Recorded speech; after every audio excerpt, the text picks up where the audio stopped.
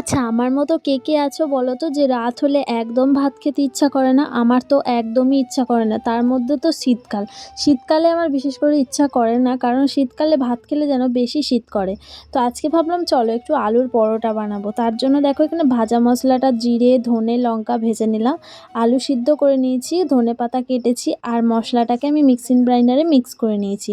তারপর ময়দা, নুন, মিক্স করা মশলাটা, ধনেপাতা, আলু সব দিয়ে কিন্তু আমি চটকে নিয়েছি। আর আমি কিন্তু এর মধ্যে একটুও জল ব্যবহার করিনি। আলুর মধ্যেই কিন্তু যেই জলটা থাকে তার মধ্যেই কিন্তু আমার মাখা হয়ে গেছে। তারপর গুছি কেটে একে একে বেলে কড়াইয়ের মধ্যে আমি কিন্তু সেঁকে নিয়েছি। যখন সেঁকা হয়ে গেছিলো তখন হালকা পরিমাণে তেল দিয়ে আমি কিন্তু পরোটাটাকে সেঁকে নামিয়ে দিয়েছিলাম। আর এই পরোটাটা খেতে কিন্তু খুব টেস্ট লাগে। তোমরা অবশ্যই ট্রাই করে দেখো, তোমাদেরও কিন্তু খুব ভালো লাগবে। আর খেতে কিন্তু টেস্টি হয়েছিল। তো চলো, ভিডিওটা কেমন লাগলো অবশ্যই কমেন্টে জানিও। তো টাটা।